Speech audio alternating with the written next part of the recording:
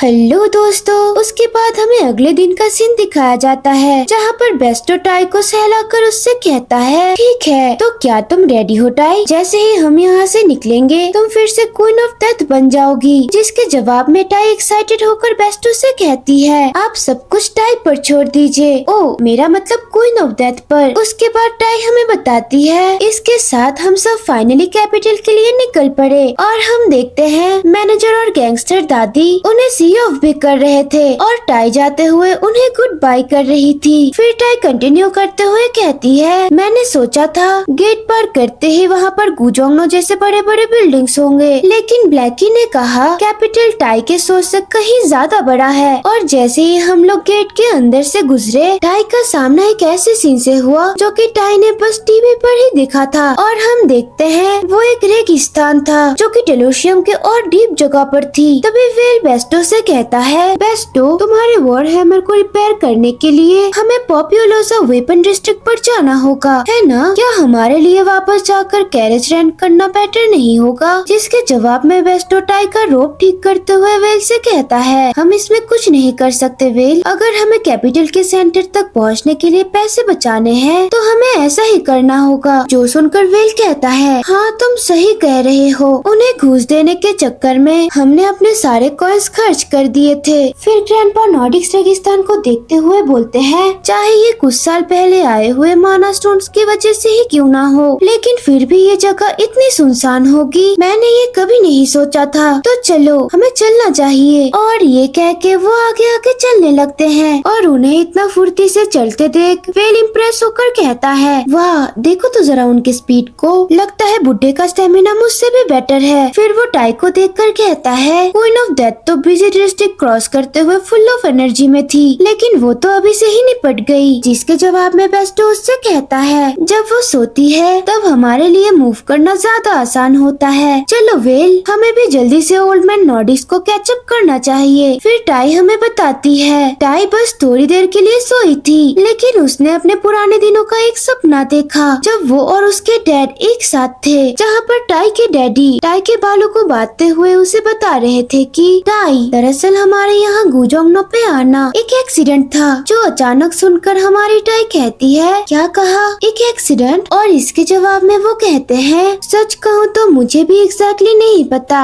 कि हमारे साथ क्या हुआ था, लेकिन अगर मैं सर्च करता रहा तो मुझे जरूर वापस जाने का कोई न कोई रास्ता मिल जाएगा। जो सुनकर टाई अपने डैडी को हौसला देकर कहती है, हाँ जरूर डैडी, मुझे पता है आप ये कर सकते हो, आप जरूर वापस घर जा सकते हो। और हमारी प्यारी टाई को देखकर उसके डैडी उसे गले लगा लेते हैं और कहते हैं, ऑफ कोर्स तुम्हारे ये डैडी जरूर वापस जाने का रास्ता ढूंढ लेगा अपनी क्यूट बेटी के साथ मिलकर। फिर टाई हमें बताती है, अपने सपनों में भी टाई के डैडी बिल्कुल वैसे ही थे जैसे टाई उन्हें याद करती थी। उन्होंने कभी नहीं कहा कि वो थके हुए हैं, वो सिर्फ टाई के लिए मुस्कुराते रहे। एक दिन अचानक से किसी अजीब सी दुनिया में गिर जाना, ये जरूर बहुत डरावना और दुख भरा एक्सपीरियंस रहा होगा। अगर टाई की मुलाकात मिस्टर बेस्टो से ना हुई होती तो वो अभी भी जंगल में अकेली भटक रही होती, क्योंकि उसके डैड रोज उसे इस दुनिया की स्टोरी सुनाया करते थे। इसीलिए उन स्टोरीज को याद करके वो इस अनजान जगह पे भी खुद को सेफ फील कर पाती है। लेकिन उसके डैड तो बिना कुछ जाने ही अचानक से अजीब सी दुनिया में आ गए थे। हर एक दिन उनके लिए कितना मुश्किल रहा होगा ना। और देखने से ये लग रहा था टाई के डैड खुद भी डिप्रेशन में थे। टाई सपने में कहती है, बस थोड़ा और वेट करो पापा, इस बार टाई जरूर आपको प्रोटेक्ट करेगी। और वो रोते हुए कहती है, टाई आपको अपने सारे ज्वेल्स भी दे देगी पापा।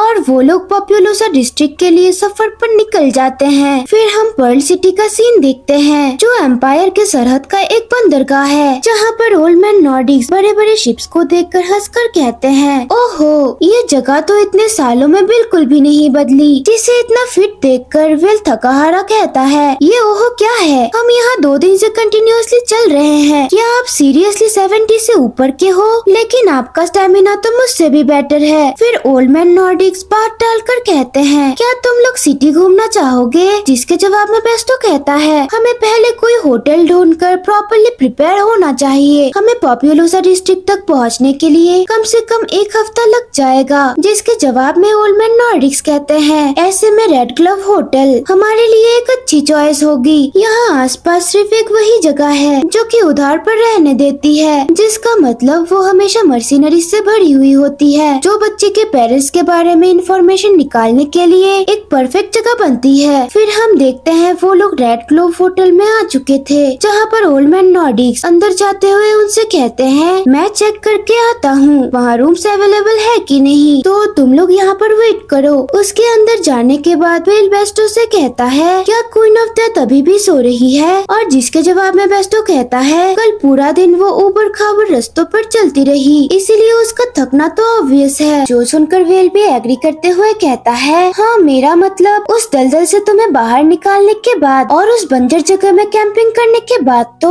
उसने सच में बहुत कुछ झेला है। फिर वो टाई को कवर करते हुए कहता है, बात वो नहीं है, मर्सिनरीज यहाँ पर आने लगे हैं। क्या तुम चाहते हो कि पूरी दुनिया द ग्रेट नेक्रोमेंसी किंग को झपकी लेते हुए देखे? ये उसकी सेल्फ रिस्पेक्ट का सवाल है, समझे? उसके बाद बेस्टो कहता है, पता नहीं ओल्ड मैन नॉर्डिक्स को सिर्फ वैकेंसीज चेक करने के लिए इतना टाइम क्यों लग रहा है। जो सुनकर वेल उसे सुझाव देते हुए कहता है, तो फिर हम बस अंदर क्यों नहीं चले जाते, जिससे बेस्टो भी एग्री करता है। जिसके बाद वो दोनों होटल के अंदर आ जाते हैं, जहाँ पर होटल मैनेजर ग्रैंडपा नॉर्डिक से कह रहा था, जैसा मैंने कहा वैसा ही है। एक गेस्ट ने कहा था कि वो आज जल्दी चेकआउट करेगा, इसीलिए अभी तक कोई रूम अवेलेबल नहीं है, लेकिन ये जल्दी हो जाएगा, तो थोड़ा वेट कीजिए। तभी वहाँ पर वेल आकर कहता है, क्या चल रहा है यहाँ? जिसके जवाब में होटल मैनेजर कंटिन्यू करते हुए कहता है, उन्होंने कहा था कि वो मॉर्निंग बोट से कैपिटल जा रहे हैं, तो उन्हें अब तक चेकआउट कर लेना चाहिए था। तभी सीढ़ियों से कोई उसे बुलाकर कहता है, यो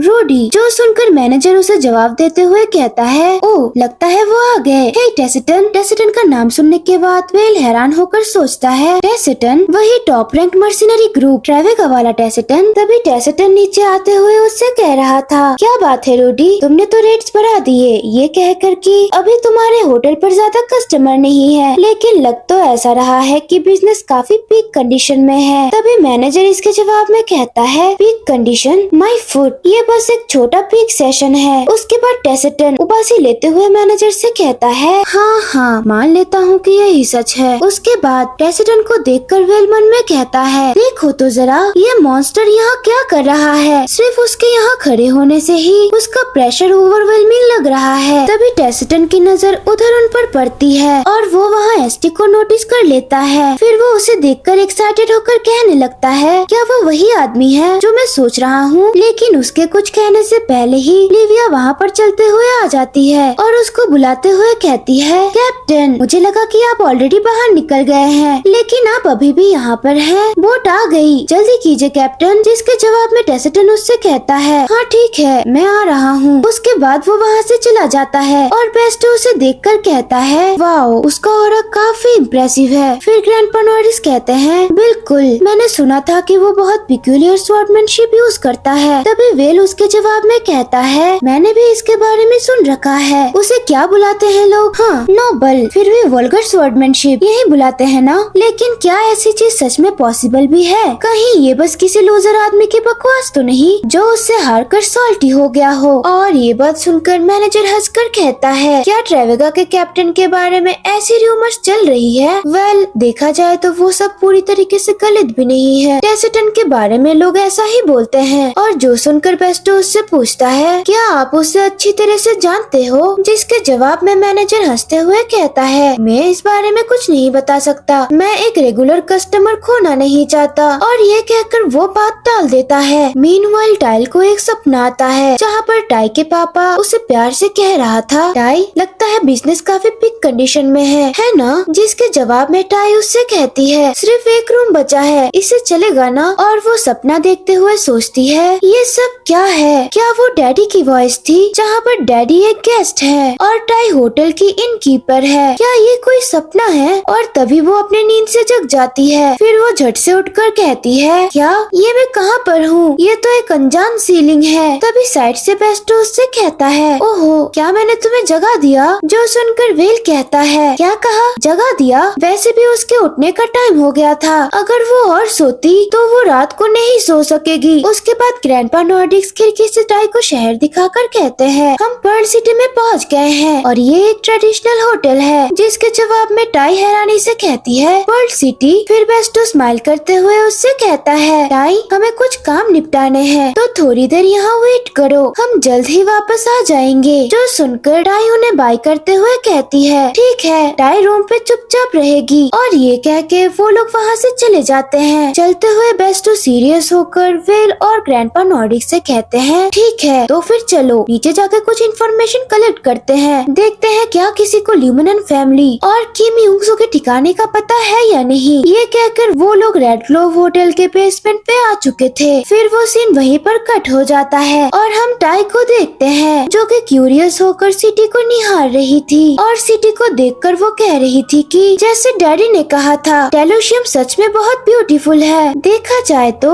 उस रेतीले जमीन के पार इतना बड़ा एक ओशन भी हो सकता है। और वो गुनगुनाने लगती है। उसके बाद हमें बेसमेंट का सीन दिखाया जाता है जहाँ पर बेस्टो, वेल और ओल्ड मैन नॉर्डिक्स लोगों से टाई के डैड और ल्यूमिनन फैमिली के बारे में पूछताछ कर रहे थे। जिसके जवाब में एक आदमी उससे कहता है, क्या युंगसू ये कैसा नाम है? मैंने कभी ऐसा नाम नहीं सुना ओल्ड मैन। कोई दूसरा आदमी बेस्टो से भड़कते हुए कहता है, बेस्टो क्या तुम में कोई सेल्फ रिस्पेक्ट भी बची है? तुमने इतने टाइम बाद अपना मुंह दिखाया भी तो उन कमीने होली नाइट्स के बारे में पूछताछ करने के लिए। तभी उसे देखकर बेस्टो मन में कहता है, ये आदमी ये इतना गुस्सा क्यों कर रहा है? तभी वेल वहाँ पर आ जाता है और वो उस आदमी को चिल्ला कर कहता है, ओए तुम इतना चिल्ला क्यों रहे हो और तुम ऐसे बेवकूफों जैसे बिहेव क्यों कर रहे हो? अगर तुम्हें कुछ नहीं पता तो अपना मुंह बंद रखो। तुम इतना सुपीरियर क्यों एक्ट कर रहे हो? फिर वेल का प्रिटी फेस देखकर वो आदमी शॉक होकर कहता है, मैंने तुम्हारा चेहरा यहाँ पर पहले कभी नहीं देखा। फिर वेल कंटिन्यू करते हुए कहता है, मैं तुम्हारे जैसे लोगों को अच्छी तरह जानता हूँ। और प्रवोक करते हुए कहता है, तुम बस बहाना बना रहे हो क्योंकि एक्चुअली तुम्हें कुछ नहीं पता है ना? तुम्हारे जैसे लोग अपने बॉडी के साइज पर भरोसा करके बस चिल्ला ही सकते हैं। और ये बात सुनकर वो आदमी भी उसके जाल में गिर जाता है और चिल्लाकर उससे कहता है, क्या कहा तुमने अभी? ऑफ कोर्स मुझे उनके बारे में पता है। मैं तुम्हें ल्यूमिनन फैमिली के बारे में सब कुछ बताऊंगा, तो बैठो और ध्यान से सुनो। फिर सीन वहाँ से टाई की तरफ शिफ्ट हो जाता है जहाँ पर टाई किसी को देखकर हैरान हो जाती है और कहती है, क्या?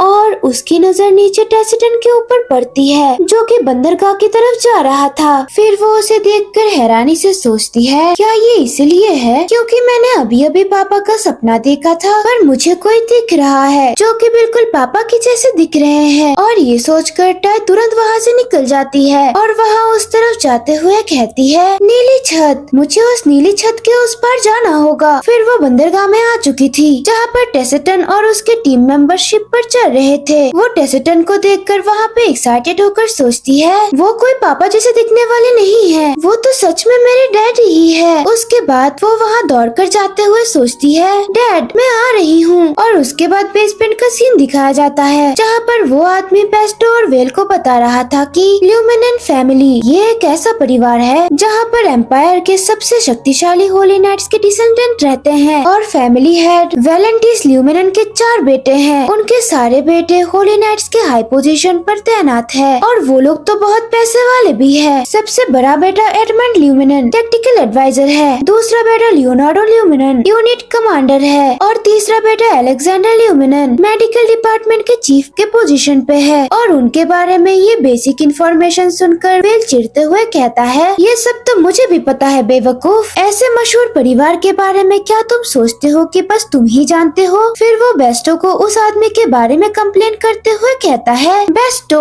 तुमने भी देखा ना, मैंने कहा था ना ये कुछ भी नहीं जानता। जो सुनकर बेस्टो भी उसे सीरियस नजरों से घूर रहा था और वो बंदा भड़कते हुए कहता है, क्या ऐसा कुछ भी नहीं है, पहले मेरी बात सुन तो लो। तो वो फिर से कंटिन्यू करते हुए कहता है, हाँ तो मैं कह रहा था पहले 3 बेटों के बारे में तो सब लोग जानते हैं लेकिन फैमिली के चौथे बेटे का पता कोई नहीं जानता। जो सुनकर वेल कंफ्यूज्ड होकर कहता है, कहीं ऐसा तो नहीं उस चौथे बेटे का एक बच्चा हो लगभग 4 साल की उम्र का। फिर बेस्टो भी उससे पूछने लग जाता है, क्या पता फैमिली के मना करने के बाद वो भाग गया हो या फिर उसका कोई बच्चा भी हो, जिसके जवाब में वो आदमी उन्हें कहता है ऐसा तो बिल्कुल भी नहीं हो सकता, सबसे छोटा ल्यूमिनन तो बस पिछले साल ही अडल्ट हुआ है, उस उम्र में उसका एक 4 साल का बच्चा हिसाब ही नहीं मिल रहा है। और जो सुनकर वेल उससे पूछता है तो फिर बाकी यंग मास्टर्स का क्या, जिसके जवाब में वो बंदा कहता है अगर इतने बड़े नोबल फैमिली में ऐसी खुशी की बात होती तो फिर क्या हमें पता नहीं चलता। जो सुनकर वेल कहता है वेल तुमने सही कहा, उन लोगों को देखते हुए ऐसा लगता है वो एम्परर और एम्प्रेस को भी बुलाते और एक हद से ज्यादा शानदार जश्न मनाते तो फिर एक ही पॉसिबिलिटीज बचती है। और ये सीन वहीं पर कट हो जाता है और हमें एस्टी को दिखाया जाता है जो लोगों से टकराते हुए बहुत ही मुश्किलों से टेसेटन की तरफ जा रही थी। और हम देखते हैं टेसेटन ऑलरेडी बोट पर चढ़ गया था और ये देखकर वो और तेजी से दौड़ने लग जाती है और ऐसे में वो एक सूटकेस से जाकर टकरा जाती है जिससे उसे बहुत ही ज्यादा दर्द महसूस होता है और वो नीचे अपना सर पकड़कर बैठ जाती है। और जो आदमी से वो टकराई थी वो कहता है अरे वो क्या था, क्या मैंने अभी अभी किसी चीज से टकराया था, चलो छोड़ो मुझे चलना चाहिए। फिर हमारी टाई मुश्किल से वहाँ से उठते हुए सोचती है डैडी टाई यहाँ पर है और वो फिर से उस तरफ दौड़ने लग जाती है। वो सोचती है कि दुनिया में सबसे प्रेशियस मेरे पापा, टाई पापा से मिलने आई है। फिर वो बोट वहाँ से जाने लगती है जो देखकर टाई टेसेटन को बुलाकर कहती है पापा टाई यहाँ पर है और उसकी आवाज सुनकर टेसेटन भी उसकी तरफ देखता है। उसे देखते ही हमारी टाई खुश होकर ये सोचने लगी कि मेरे पापा जो हमेशा मेरे लिए सबसे ज्यादा ब्राइटली मुस्कुराते थे ये वही है, ये टाई के डैड ही है। और वहाँ पे हमें पता चलता है कि टेसेटन ही टाई का डैड है, लेकिन टेसेटन उसको देखकर उसे इग्नोर कर देता है और वहाँ से आगे बढ़ जाता है। जो देखकर टाई वहाँ सिर्फ हैरानी से खड़ी हुई थी। फिर बोट वहाँ से चला जाता है और वहाँ से अपने डैड को ऐसे जाते देख टाई वहाँ पर खड़ी होकर बहुत ही ज्यादा रोने लग जाती है। वेल गाइस ये टाई के साथ सच में बुरा हुआ, पर इसमें टेसेटन की भी कोई गलती नहीं, उस टाइमलाइन पे तो टाई पैदा ही नहीं हुई थी। एनीवेज और सीन वहीं पर कट हो जाता है और हम फिर से वेल को देखते हैं जो अपने दिमाग के घोड़े दौड़ाते हुए ये कहता है कि ल्यूमिनन फैमिली का हेड यानी वेलेंटिस ल्यूमिनन उसका किसी दूसरे औरत से पैदा होने वाले बच्चे की पॉसिबिलिटीज क्या है। जो सुनकर वो आदमी चिल्लाकर कहता है क्या कहा, क्या बकवास कर रहे हो तुम, बिल्कुल नहीं, वो ऐसा आदमी बिल्कुल भी नहीं है। पूरा एम्पायर ये जानता है कि उन्होंने अपनी पूरी जिंदगी रिचर्ड के सेंटेस से लव करते हुए बिताया है। जो बातें सुनकर बेस्टो सोचता है सेंटेस एलिनोरा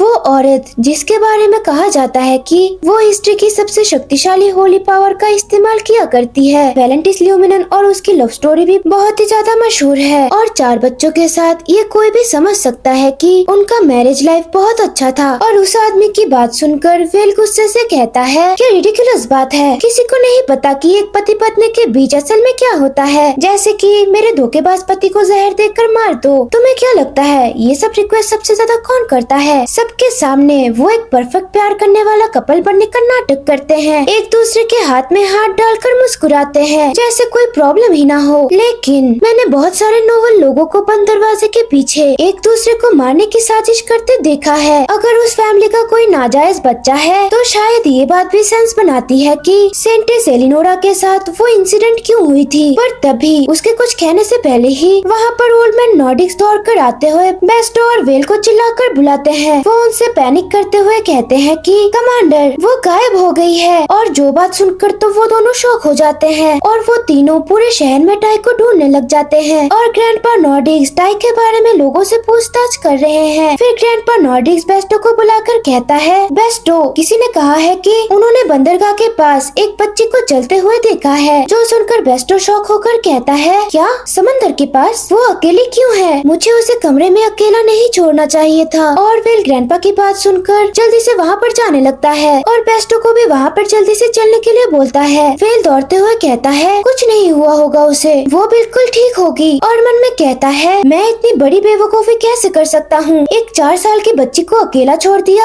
प्लीज गॉड बस वो सुरक्षित हो। फिर हम देखते हैं वो तीनों बंदरगाह पे पहुँच चुके थे और उन्हें वहाँ टाई दिख भी जाती है और टाई तो वहाँ पर पड़ी हुई थी। जिसे ऐसा देखकर बेस्टो वेल और ग्रैंडपा नॉर्डिक्स बहुत ही ज्यादा पैनिक में आ चुके थे और वो लोग टाई को पुकारते हैं और हमारी टाई वहाँ जमीन पर बहुत बुरी तरीके से रो रही थी। गाइस आज के लिए बस इतना ही, मिलते हैं इसके नेक्स्ट एपिसोड में। Let me know your thoughts in the comment section below and या do like, subscribe and share this video with your friends.